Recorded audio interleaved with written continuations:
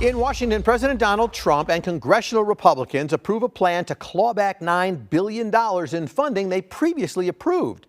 Among areas hardest hit include money for public broadcasting, which opponents say would hurt rural areas of the country the most, and foreign aid, including food and medical assistance aimed at helping impoverished parts of the world. Supporters say the cuts are necessary to rein in federal spending. Some Republicans said they were uncomfortable with the cuts, but supported them anyway.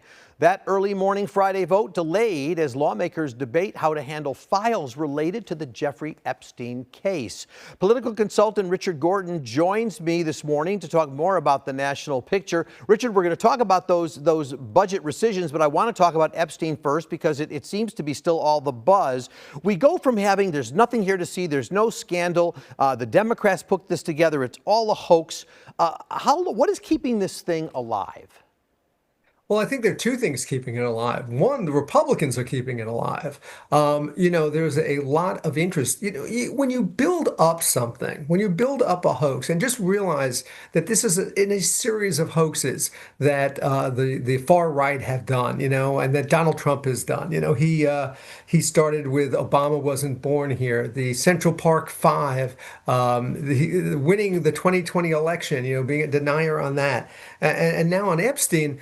There's a feeling that this thing is chock full of liberal Democrats who used his services. And probably the truth of the matter is it's chock full of all types of people.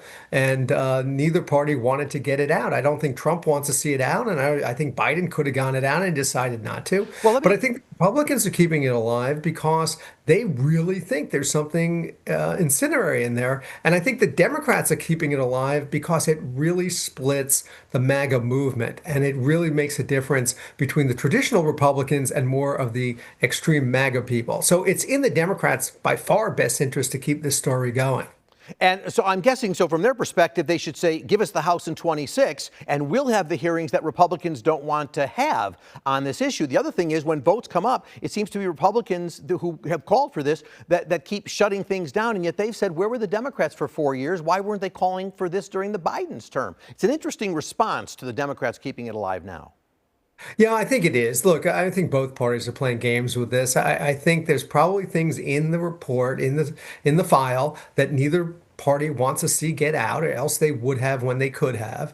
And I think that's why Trump blocked it. I mean, look, Trump's argument, I think, is really kind of funny. Yeah, we're going to ask the courts to do it. Well, the court could only do a small piece of this. There's tons of more information that is in that file that could be released if the administration wanted to, and they have full power to do that. It's the grand jury information that you can't let out without a court approval, and the court's not going to approve it. Yeah. Let's go on and talk about this $9 billion rescission. $1.1 billion or so was the public TV stuff, the NPR and PBS and all of that. But of course, the $8 billion has to do with foreign aid, and that's food that goes to the impoverished and the elderly and kids and all of that. I'm sort of curious, do you think Americans generally understand, because that comes right on the heels of major tax cuts being given for a lot of people and certainly wealthy people. Do Americans get the sense of how that could be impacting our reputation around the world? Do they care? Does it matter?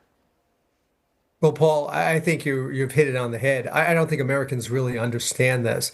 Americans say, well, we need to give more money to poor people in the United States. So why are we giving money to poor people, let's say, in Africa? But that's not the point. The point is we need to do this. This is part of an American foreign policy and a strategic initiative that's critical to our future, critical to our standing in the world, and what other countries look to America for. Look, let's just take a farmer in the Midwest who has corn to sell. Well, they were selling. They're not giving it away. The American farmer's not giving it away. They're getting paid for this. So suddenly they're not getting paid. Someone else is going to pick this up. Maybe China, maybe India, maybe somebody else. But it hurts America. It hurts us in our soft support around the world, and it also hurts our citizens. Americans don't understand how much this is hurting them. They look at it as we're just being nice guys and doing this. No, we are supporting our own self-interest. We're supporting our farmers, we're supporting other people in the industry, and we're also supporting our world standing. This is critical. This is so short-sighted. And of course, a lot of people, like consultants like you, already have their eyes on 2026, even though it's over a year away. But here's the thing. When the budget bill got passed, the Republicans were fairly smart in putting the provisions that were hurtful, like cutting Medicaid, those things, they don't kick in until after the midterm elections. And the good stuff, like no tax on tips and no tax on Social Security, we could talk about those. That's not as clear as it appears. But that stuff actually sunsets, but doesn't sunset until after the next presidential election. The only thing permanent in that bill is along the lines of the tax cuts for the very, very wealthy. Once again, Republicans have probably drafted something in a way with Democrats not having a strong leader to speak out. How do they respond to that? Well, first of all, I think you used the wrong word. You said strong. I think it's cynical. I think it's the height of cynicism to do what they have done, to not have these cuts come into effect in the next year, simply so Americans don't understand what's in the bill. As far as the Democrats go, yeah, you're right. There really is no one who's standing up and is making it clear to Americans exactly what this will mean to them. Look, the party out of power always has this problem. The Democrats have a much bigger problem in that they're so divided between people on the left and people more in the center on what to do. So there is no one who has a voice. We're seeing some people start stepping up. Andy Beshears, for example, is in South Carolina. Other people are traveling around the country. Gavin Newsom. Other people are starting to speak up on these type of issues. But the American people have absolutely no idea what's in this bill and how it truly affects them. When they start seeing cuts made in healthcare, when they see hospitals being closed, when they see people not buying their goods, they're going to start understanding. Your point is a very good one. I think it's a cynical thing that they're doing. They're delaying it so people don't feel it, because if they feel it, they're not going to vote for the Republicans. Richard, very quickly, less than a minute left, but on Ukraine, President Trump has said that he's kind of waking up to Putin here. He said Putin pulled the wool over the eyes of Obama and Biden, but not him. What is going on there? Is he turning on Russia at this point, or is this a moment of verbiage?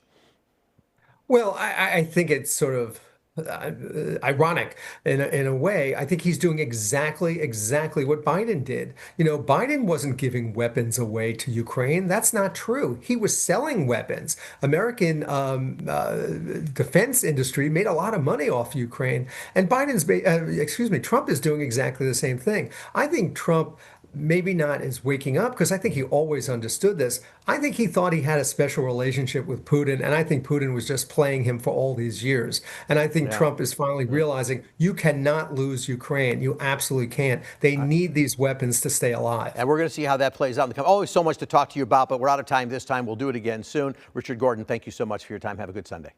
Thanks for having me on. Have a great weekend. Enjoy the Sunday. One more break. We're back with a look at the week ahead when we come back. Stay with us.